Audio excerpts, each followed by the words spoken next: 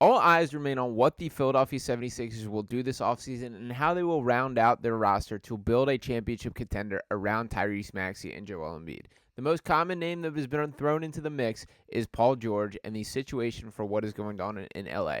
Well, we have some updates in both directions for whether or not Paul George will be even available to this team, as well as an interesting name from a rival team that has entered the conversation here. So I want to dive into the latest reports here and start off with this report from Kevin O'Connor here. Evan Side retweets out the report from Kevin that says the Sixers believe they have a real chance of signing Paul George away from the Clippers, per at Kevin Connor of The Ringer. Now, this comes just one day after we got a little bit of, water on the fire for the Paul George flame here from Shams Charania. And Sham reporting that the Paul George extension, those around the league, quote, have a belief that PG will remain in LA. Now, here's the situation with Paul George here. Paul George wants a max contract, and the Clippers don't want to give it to him. Whoever blinks first, that will be the result of this. Now, for Paul George, I do think that he genuinely wants to be in LA, and that is the biggest hurdle here. And from the Sixers side of things, there's not much that you can do about this. That he is a West Coast kid, this is close to his hometown, that he grew up in the area. It feels to me like he wants to spend the remainder of his career here, and I think for both sides, that was the expectation when he first arrived on the Clippers. But it's also fair to assess that he might not be quite a max contract guy. And from the Sixers' perspective, it should be a little telling here how nervous the Clippers are to give him a max contract. That is the Sixers' leverage point here, is we're going to throw you whatever money you want. That you're requesting this set amount of money, we're going to give it to you. If the Clippers won't, we value you that much. And I also do think it's fair to assess that Paul George will be more valuable to the Sixers than he is to the Clippers. We know the availability issues that have come with Kawhi Leonard and Paul George throughout their tenure in Los Angeles. But when they are both on the floor, there is some similarities in the games between Kawhi Leonard and Paul George. That will not be the case in Philadelphia. The Sixers have not had a Paul George-like player through the entirety of the Joel Embiid era. Think about Tobias Harris, but better at every quantifiable aspect of basketball and every unquantifiable aspect of basketball. We're talking about loose balls and stuff like that, which I've never seen Tobias Harris get one in my lifetime. And speaking of Tobias Harris here, there is an interesting situation that I think the New York Knicks find themselves in with OG Anunoby that falls a little bit similar to the Tobias Harris conversation. So I'm going to start with this quote here. This coming from Ian Begley, who is a Knicks reporter here.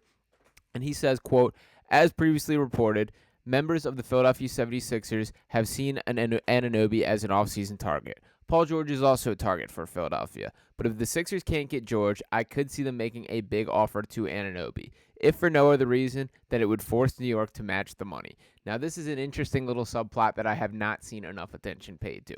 So we know the story with OG Anunoby. That was the New York Knicks all-in push to build their team better. And to remind you of what exactly this was here, that the Toronto Raptors and New York Knicks have finalized a big-time trade. Toronto sending OG Anunoby, Precious Achiuwa, and Malachi Flynn to the Knicks in exchange for RJ Barrett, Emmanuel Quickley, and a 2024 second-round pick. So Barrett and Quickley, the Raptors very clearly wanted high-level players in return here, guys that, you can begin to build with. And I do think Emmanuel Quickley fits that bill absolutely. We know RJ Barrett going home to Canada, so getting a bit of a second win for his career could be really nice for him there. But the bottom line is that the Knicks invested a ton to bring OG.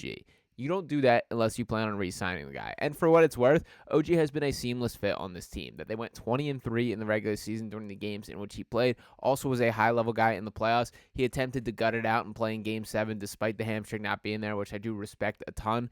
The bottom line being that the New York Knicks plan on bringing that guy back. Now, from the Sixers' perspective here, I do love this from Ian Begley, saying that, but if the Sixers can't get George, I could see them making a big offer to Anunoby, if for no other reason than it would force New York to match the money. That's a little bit of a chess move that I would very much enjoy to see from Daryl Morey here. And the reason that I brought up the Tobias Harris comparison here is I think the Knicks are in a little bit of a similar situation. That when you think back to that summer, and I know everyone loves to blow the Jimmy Butler over me or the Tobias Harris over me conversations in reference to Jimmy Butler a little bit out of proportion here. The reality of the situation is the Sixers went all in that season. They traded their slew of young players and picks, the Dario Saric, the Robert Covingtons, all their draft picks that they had to work with in exchange for Jimmy Butler and Tobias Harris in two separate trades. By the end of the season, it was clear that Jimmy Butler was not coming back. Tobias Harris was the, safer option out of them because at that point in time, Jimmy Butler had even more notable attitude issues than we know to this day. So the Sixers elected to make sure that we could not afford to give up all these assets without signing anybody. I think that's the exact position the Knicks are in, and that they basically have to sign OG Anunoby. Now, granted, from the Knicks' perspective, I feel far better about going in to give OG Anunoby a long-term deal than the Sixers did then, and certainly than I do now, thinking about how the Tobias Harris experience has gone. So I will give them that acknowledgement. But the bottom line is that the leverage point is definitely shifted in a certain direction as it pertains to this. But to bring up the sake of conversation here, the OG Anunoby and Paul George comparison, that you can see that Paul George is still looking like the better player from just about all the quantifiable areas that I will be looking for him. Defensively, OG absolutely, I think, takes the cake, particularly at this point in his career. And I will note, there was a point in time where Paul George was a real deal high-level defender. I think those days are behind us, but he still has the frame and still shows it for a couple stretches of possessions. If he can be more committed on that end of the floor, I do think the perception of him as a player will change a decent bit, and I would love for that recommitment to go down in Philadelphia. But from what we saw this year, there was not a ton of high-level defense brought from Paul George. So OG giving the edge there. But Paul George did play 74 games this year, 22.6 points per game, 5.2 rebounds, 3.5 assists, shot 47.1% from the floor, so below OG there. But the shooting numbers is really the selling point. That 41.3% from three, that is real deal high-level stuff. And by the way, on very high-level efficiency number, or a high volume of efficiency there. And then the career stats basically say the same thing. That when looking at things, while the defensive side of the ball is a little bit of a different story, and I would give OG the edge in that area, that Paul George is just the better basketball player.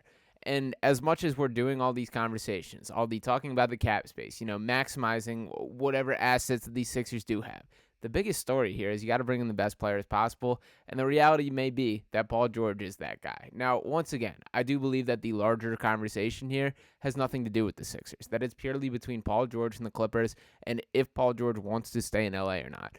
We will see who ultimately holds steady there. I think if you pin me down and make me make a prediction, I think Steve Ballmer just ends up paying Paul George and that he ends up staying in Los Angeles, does not become available. But that would not be the best outcome for these Sixers by any means. And the other factor that's huge to bring in here for both of these guys, but more specifically for Paul George, the greatest appeal on why using free agency and using this cap space to bring a guy in is so appealing is you don't have to give up anything to bring him in. That you purely sign him. You're saying, we're giving you this set amount of money and you're coming to play for our basketball team. This is not like a Jimmy Butler situation where it's going to take you digging into your first round picks you have to trade, where you have to sacrifice young talent or find ways to make the money work to make the trade legal under the CBA. Free agency is as simple as it gets when it comes to bringing in players to your team. Now, the Sixers do not have a great track record looking back for players that they have brought in a free agent. If you want to think during this modern era, who the highest, big name free agent they brought in, probably Al Horford, and we all know how that experience went as well. You can be skeptical for why this would work. But Paul George is still Paul George. And as much as we're speaking about, him being 34 years old, him being on the downside of his career, he's still an archetype of player that would be incredibly useful on the Sixers team. They need a high-level wing. Both OG Anunoby and Paul George fit that bill. It sucks that the Sixers are in less control of the situation than I would like for them to be at this point in time. But the bottom line is, if you have an opportunity to bring those guys, or even an opportunity to push the Knicks' pockets a little deeper than they want to be the case, that is something that will be beneficial to this Sixers team. So we will see how things play out. Both those guys have a lot of questions to answer internally for what they want, what their desires are, all those things.